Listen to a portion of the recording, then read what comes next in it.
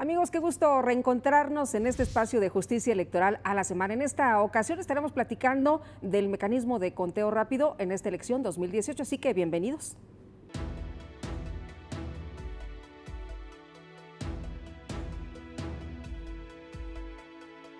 El Instituto Nacional Electoral propuso una ruta alternativa que dará certeza y contribuirá a que la sociedad mexicana tenga información sobre las tendencias de la votación presidencial el mismo día de la jornada electoral alrededor de las 11 de la noche.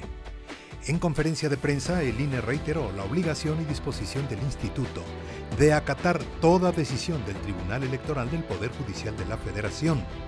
Explicó que, como ha ocurrido en elecciones anteriores, la autoridad electoral buscará que las y los mexicanos tengan información con oportunidad y garantizar así el ejercicio de un derecho constitucional, el derecho a la información. Por ello, explicó que la alternativa que previamente se hizo del conocimiento de las representaciones de los partidos políticos nacionales ante el INE consiste en lo siguiente. Primero, respetar puntualmente el proceso ininterrumpido y simultáneo del escrutinio y cómputo de cada elección, en la secuencia establecida en la ley. Segundo, se llenarán las hojas de operaciones dispuestas en el artículo 290, inciso F de la Ley General de Instituciones y Procedimientos Electorales para asentar los datos del escrutinio y cómputo, empezando por la elección presidencial y siguiendo en su orden con el resto de las elecciones que se realicen según la entidad respectiva. Tercero, para la elaboración de las estimaciones de los rangos de votación, es decir, el conteo rápido, en los términos del artículo 220 de la ley mencionada, se tomarán como base los datos asentados en dichas hojas de operaciones que, como lo establece la ley, es el documento de donde se transcribirán los resultados que se asentarán en las actas de escrutinio y cómputo respectivas. Y me da mucho gusto darle la bienvenida al consejero Marco Antonio Baños, consejero del Instituto Nacional Electoral, a quien saludo con mucho gusto. Bienvenido. Muchas gracias, Lupita. Gracias también al tribunal por la oportunidad. Oye, pues un tema bien interesante del que todo el mundo ha hablado y tenemos esta inquietud de si vamos a tener resultados rápidos o no en la jornada electoral del 1 de julio. Pero primero quisiera preguntarte, ¿qué es un conteo rápido? Mira, es un ejercicio que basado en una muestra que se construye de manera científica de resultados en casillas, nos permite conocer la noche de la propia jornada electoral cuál es la tendencia de la votación. No es un ejercicio que te dé números absolutos de cuántos votos saca cada partido, te da rangos de votación entre los que al final de la contienda, cuando se concluyan los cómputos, se va a ubicar el resultado final, ahí sí ya en números absolutos. Aquí el conteo te establece porcentajes de votación en los cuales se va a ubicar la votación final de cada uno de los candidatos, pero siempre te dice con mucha exactitud cuál es el candidato que ha ganado. Ahora, ¿qué ha pasado con los conteos rápidos en México? ¿Desde cuándo se utilizan y cómo ha funcionado? Mira, tenemos modalidades que por lo menos ya desde el 2000 vienen aplicándose a nivel nacional para las elecciones de presidente de la República y para las elecciones de gobernadores en los estados. El Instituto Nacional Electoral también en algún momento ha hecho algunos ejercicios de conteo rápido para las elecciones de Congreso 2003 y los hicimos también en el 2015. Entonces es un instrumento que se utiliza de manera normal en un proceso electoral, insisto, para conocer en la misma noche de la jornada electoral la tendencia de la votación y a partir de esa saber qué candidato ha ganado en estos relevantes cargos que se disputan ahora en el 2018. ¿Qué escenario tenemos distinto ahora en este proceso 2018? Sabemos que tenemos una casilla única y que eso pues podría modificar las cosas. Lo dices bien, hay varios cambios sustantivos respecto, por ejemplo, de las últimas elecciones presidenciales del 2012. Aquí tenemos una casilla única porque en el 2013-14 se modificó la legislación electoral para establecer que la votación de elecciones locales y de las elecciones federales, cuando son coincidentes, se tienen que recibir en una sola casilla. Ya no colocas una casilla para elección federal y otra para la elección local, es en una sola donde se forman los ciudadanos. Si tú tienes elecciones de presidentes, senadores y diputados, como va a ocurrir en toda la República, pero adicionalmente, como pasa en 30 estados de la República, tienes elección de gobernador que se puede combinar con Congreso local o ayuntamientos, o solo Congreso, o solo ayuntamientos, combinaciones de estas elecciones en 30 estados, todas esas elecciones se van a recibir los votos en la misma casilla. Entonces te entregan el número de boletas que correspondan al número de las elecciones que tú tienes en esa entidad federativa. Ahora, ¿cuál es la propuesta que hizo el instituto? Mira, nosotros creemos que el conteo rápido es un instrumento necesario, porque tomando en cuenta que hay muchas elecciones en la gran mayoría de los estados, que pueden ir desde 4 hasta 6, entonces en cada una de las mesas únicas de casilla vamos a instalar 155,000 casillas, números más, números menos a nivel nacional, y ahí tú vas a tener que el 96% de esas casillas a nivel nacional son casillas únicas. Solo Baja California y el estado de Nayarit no tienen elecciones locales, solo elecciones federales, por tanto solo se va a recibir votación del ámbito federal. Entonces, ¿qué es lo que pasa? Que cuando termina la jornada electoral, cuando se cierra la votación y empieza el escrutinio y cómputo de los resultados de cada elección, en una mesa directiva de casilla única tú vas a contar los votos de la elección de presidente, de senadores, de diputados, en los lugares donde hay de gobernador, de Congreso local y de ayuntamientos. 6 escrutinios y cómputos. La ley te dice los haces de manera simultánea. Entonces vamos a organizar que se haga al mismo tiempo presidente y gobernador donde hay, senadores y los alcaldes, diputados federales y los diputados locales. 3 grupos de escrutinio y cómputo que se van a realizar. Creemos que las operaciones de revisión de los votos, de contabilización de los votos, en promedio nacional empezarán a las 7 de la noche. ¿Por qué?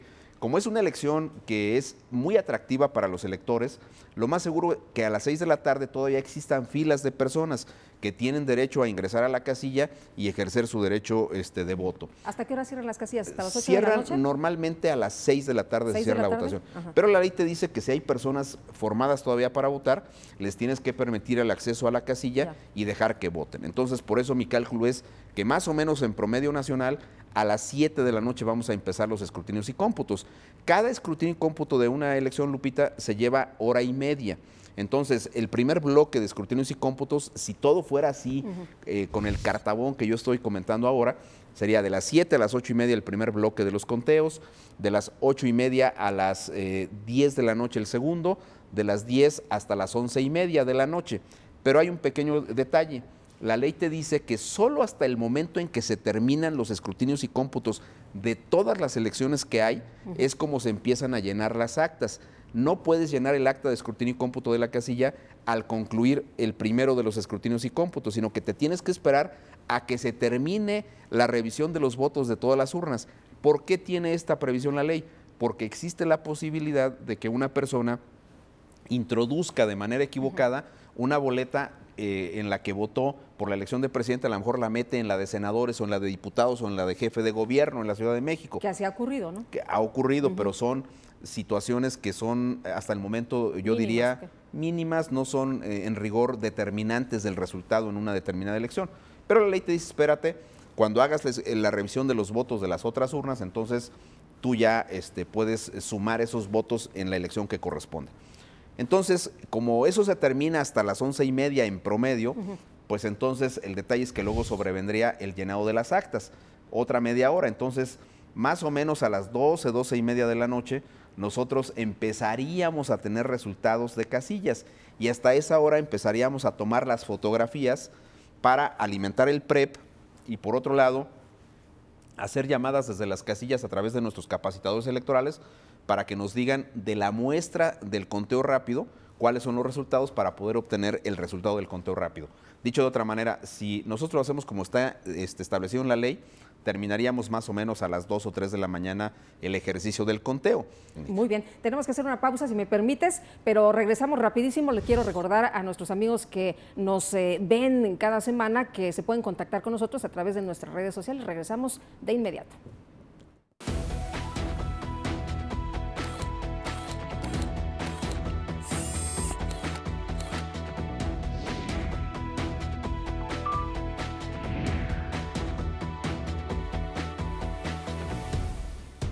Tus derechos políticos son derechos humanos.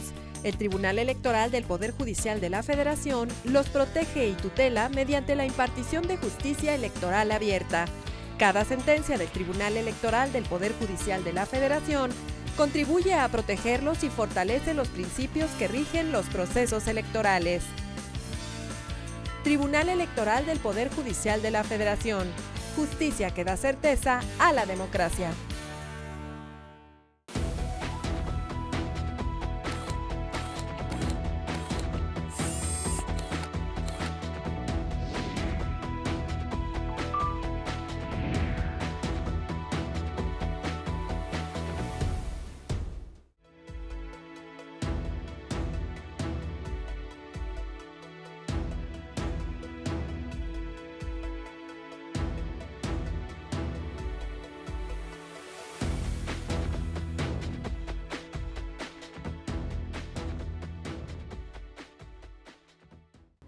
Estamos de regreso, muchas gracias por continuar con nosotros aquí en Justicia Electoral. Y Marco, quisiera preguntarte sobre la certeza.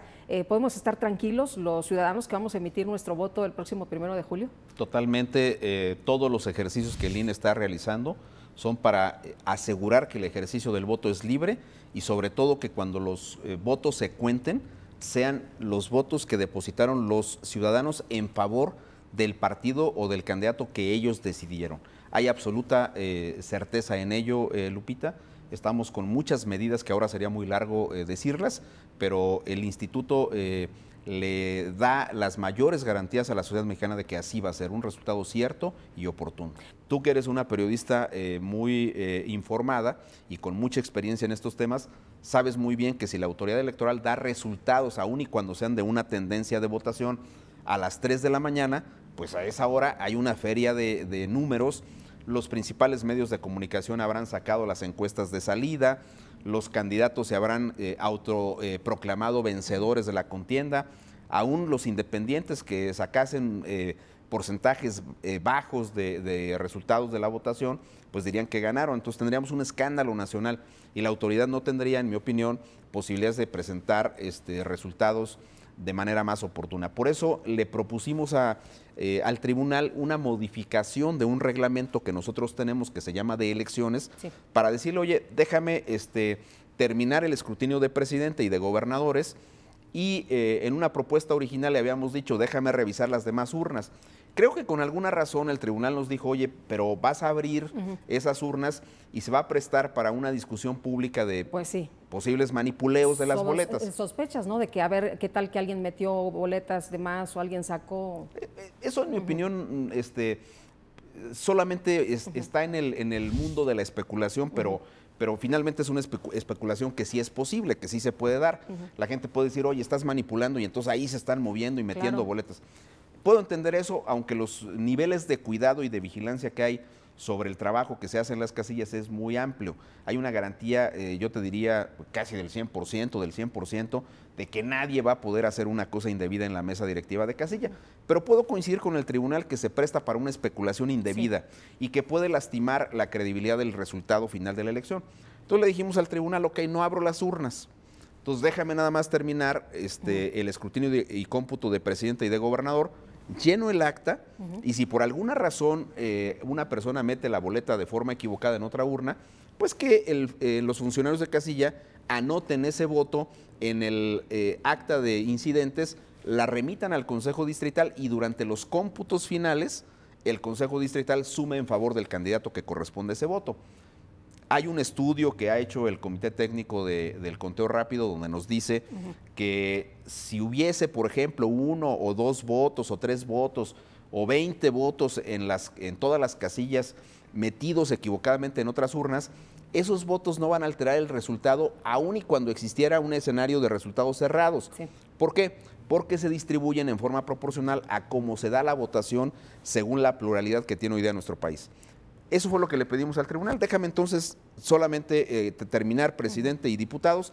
Levanto el acta, se llena el acta por los funcionarios de casilla y ya nuestros capacitadores transmiten los resultados para operar el conteo rápido, que como te dije en un principio, está pensado sobre una muestra específica que podrían ser hasta 9,000 casillas a nivel nacional y que los capacitadores electorales tomarían un teléfono viendo el acta y pasan los resultados. El tribunal dijo que no, presentó... Bueno, no le gustó a algunos partidos, ¿no? Algunos partidos vinieron con el tribunal y dijeron, oye, ¿sabes qué? Esto no Sí, pero también recordarás, Lupita, que en una discusión, cuando se acató la sentencia del Tribunal Electoral, por ejemplo, Movimiento Ciudadano, que fue de los partidos recurrentes, lo recurrieron Movimiento Ciudadano, Morena y el Partido Acción Nacional.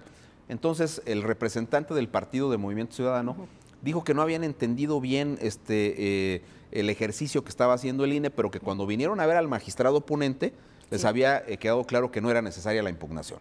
Bueno, ese argumento quedó ahí en un acta señalado por un representante partidario, pero ahora el punto es que seguimos en el problema, porque si nosotros acatáramos la sentencia en términos de lo que ordenó el tribunal, que no es más que apégate al procedimiento establecido en la legislación y ya no hagas más para evitar... No hagas cambios al reglamento. No le hagas cambios al reglamento para evitar una discusión. Seguimos con el problema de que entonces los resultados se van a dar a conocer hasta las 2 o 3 de la mañana. Entonces decidimos hacer una cosa que ya se ensayó en el pasado. Si tú revisas el acuerdo del Consejo General del IFE entonces, que aprobó el conteo rápido para las elecciones del 2006, puedo entender la emocionalidad y todavía la discusión que hay con el conteo del 2006, pero lo que sí es un hecho es que el conteo rápido del 2006 fue exacto, fue preciso. Dijo que Felipe Calderón iba a ganar por medio punto arriba de López Obrador. Entonces, en el primer punto del acuerdo dice, se aprueba la realización de un conteo rápido con base en las hojas de operaciones de escrutinio y cómputo de las casillas. ¿Qué es eso? Es un documento que se aprueba con toda la documentación electoral, con toda la papelería que se usa en las casillas, y es un documento que le sirve al funcionario de casilla para hacer un corte inicial, para que después de que termina el escrutinio de presidente, luego de senadores, luego de diputados, anota preliminarmente en ese cuadernillo el resultado que se obtuvo de la revisión de cada una de las urnas. Y luego dice la ley, cuando terminan los escrutinios, de ahí, de ese cuadernillo, se transcriben los resultados al acta final de escrutinio y cómputo. Como podrás ver, no es un documento que nosotros estemos tomando como una invención, sino que esto tiene un fundamento en la legislación y la propia ley dice, el funcionario llena ese cuadernillo y luego de ahí transcribe a las actas de escrutinio y cómputo. ¿Qué es lo que propusimos en el último acuerdo? Bueno, pues como el tribunal dice que no debo abrir las actas y ya en ese punto ya no tenemos mayor discusión. Claro, porque se tiene que acatar, ¿no? Lo que dice el tribunal se acata. Ya no estamos en esa... Ahora es lo que sigue, ¿no? ¿Cómo resolvemos? Exactamente, ya no estamos en ese diálogo procesal, ya eso ya lo trascendimos y ahora dijimos, ok, tribunal, entonces déjame ensayarlo por la vía de los cuadernillos de operaciones de escrutinio y cómputo de la casilla. Eso fue lo que presenté como presidente de la Comisión de Capacitación al Pleno del Instituto Nacional Electoral. Lo aprobamos en esos términos para que el conteo rápido que debe presentar el consejero presidente Lorenzo Córdoba tenga ese sustento. Oye, escuché algunas voces ahí que decían, bueno, lo tenemos que analizar, algunos representantes también de los partidos políticos, ¿no? Porque tampoco como que están todavía muy de acuerdo y seguramente podría también impugnarse. ¿Tú cómo ves esto? Bueno, expresaron algunas preocupaciones, en mi opinión, legítimas con relación a un instrumento que ahora tendría una relevancia capital, porque sería a partir de ese del que tú dirías los resultados y prácticamente dirías quién ganó la elección presidencial, ¿no? Entonces los partidos dijeron, oye, pero ahí no vienen espacios para las firmas de los partidos. Exacto. Entonces propusimos rehacer el cuadernillo, que se va a aprobar ya en breve por el propio Consejo General, y ese cuadernillo ya contiene espacios para las firmas. Entonces, lo que nosotros estamos planteando es que se reformule completamente el cuadernillo para cumplir dos objetivos. Uno, hacerlo más didáctico, más ágil en su llenado y que además exista, y esta era una preocupación central de los partidos, un espacio, una columna en la cual tú digas con precisión si sacaste votos de otras urnas y en favor de qué partido y candidato eran esos votos. Entonces, ese cuadernillo se reformuló, se está presentando al Pleno del Instituto Nacional Electoral y el acuerdo del conteo rápido, que ese sí ya se aprobó por parte del INE, dice que con base en ese cuadernillo obtendríamos nosotros los resultados que alimentarían el conteo rápido con el ánimo de que a más tardar a las 10:30 de la noche, Lorenzo Córdoba salga y le informe al país quién ha ganado la elección presidencial. Oye, según la tendencia. ¿Las actas tienen la misma información? O sea, ¿el cuadernillo es lo mismo que vemos nosotros en las actas? Prácticamente sí. La única diferencia que podría haber, Lupita, sería que tú encontraste un voto en otra urna y como es un cuadernillo, tú le sumas ese voto en el cuadernillo, vamos a suponer, el partido X sacó 20 votos, ¿no? Y extrajiste una boleta en favor de ese mismo partido en la urna de senadores. Entonces ese partido tiene 20 más 1. ¿Cuál es la diferencia? En el cuadernillo dice 20, pero también en el mismo cuadernillo dice que sacaste una boleta de otra urna, total 21. Sí. En el acta van a aparecer 21. ¿Sí? O sea, la diferencia sería esta anotación que tú tienes en el cuaderno. Y todo firmado por los representantes de los partidos que estén ahí, todo revisado por ellos, y el acuerdo que tenemos con los partidos es que las firmas en el cuadernillo de operaciones de cómputo serán del presidente y del secretario de la casilla, con la vigilancia de los partidos. Oye, había que pudieran poner hasta lápiz también ahí indeleble, ¿no? Tinta indeleble, para que no hubiera manipulación de los cuadernillos. Dijeron ellos que preferirían que se llenara con pluma negra, de tinta negra, pero como son cuadernillos son ejercicios para hacer las anotaciones iniciales, pues lo que nosotros hemos determinado es que se llene, ve nomás cómo es la creatividad electoral mexicana, con un lápiz HB. ¿Qué es eso? Pues cuando fuimos a la secundaria, Lupita, y llevábamos el taller de dibujo, nos enseñaron que el dibujo técnico tiene modalidades de lápices, y entonces hay unos que son muy claritos y hay otros que escriben más negro. El HB es un grafito más negro, más visible, pero que todavía se puede borrar si el funcionario de casilla... me equivoqué y sí lo puedo exactamente. Borrar. Si no, pues vas a hacer una rayoneada sobre el cuadernillo y se va a ver mal y va a generar una discusión adicional, pero lo hemos discutido con los partidos. Te diría que en principio tenemos ya un arreglo con ellos, siempre y cuando sea un grafito oscuro, que se vea con claridad, que permita ver que pusiste un 2 y, híjole, qué cosa aparece aquí porque está demasiado claro. Será más o menos un modelo HB o algún otro que se le parezca con esa especificación técnica. Muy bien. Oye, cuando vemos en los titulares enfrentamiento entre el INE y el Tribunal Electoral o desencuentro, ¿cuáles son las posiciones? ¿Tienen que estar colaborando, trabajando juntos? Somos dos instituciones que administramos la política electoral del país. Los magistrados tienen una facultad para, cuando hay impugnaciones, decir la última palabra, pero eso no quiere decir que tengamos que estar con los mismos criterios y con los mismos argumentos. Nos parece que el trabajo del tribunal es correcto y creo que ellos también han acompañado muchas decisiones del Instituto Nacional Electoral. No hay un enfrentamiento entre instituciones, esto creo que hay que decirlo con absoluta claridad. Es normal que en un sistema democrático como este existan puntos de vista distintos sobre un determinado asunto, pero no estamos en una colisión que pudiera poner en peligro el desahogo del proceso electoral, y creo que en la medida que podamos platicar más los magistrados y los consejeros electorales, llegaremos a una mejor decisión en los temas que nos ocupan, sin que se sacrifiquen las atribuciones de una y de otra institución. Muy bien, pues agradezco mucho como siempre que puedas platicar con nosotros y en este espacio. Gracias, Lupita, agradezco muchísimo el espacio que me brindaron el día de hoy.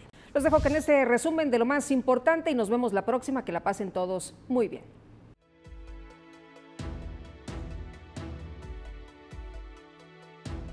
El magistrado presidente por Ministerio de Ley del Tribunal Electoral del Poder Judicial de la Federación, Felipe Alfredo Fuentes Barrera, refrendó el compromiso de este órgano jurisdiccional como garante de la igualdad sustantiva a fin de visibilizar la participación de las mujeres de talla pequeña en la lucha por un trato igualitario y el respeto al ejercicio de sus derechos político-electorales. La Sala Superior del Tribunal Electoral del Poder Judicial de la Federación confirmó la implementación de una acción afirmativa para garantizar el cumplimiento del principio de paridad de género, consistente en que, en la postulación de las listas de candidaturas a diputaciones por el principio de representación proporcional durante el proceso electoral de Tlaxcala, sean encabezadas por una fórmula integrada por mujeres. El Pleno de la Sala Superior del Tribunal Electoral confirmó la ampliación del plazo para recabar apoyo ciudadano y la disminución del porcentaje de las firmas requeridas para obtener registro como candidato o candidata independiente al Ayuntamiento de Puebla. Las y los magistrados de la Sala Superior del Tribunal Electoral del Poder Judicial de la Federación confirmaron la sentencia del Tribunal Electoral del Estado de Chiapas, por medio de la cual ratificó la ampliación del plazo para la captación de apoyo ciudadano para los aspirantes a postularse a un cargo de elección popular por la vía independiente.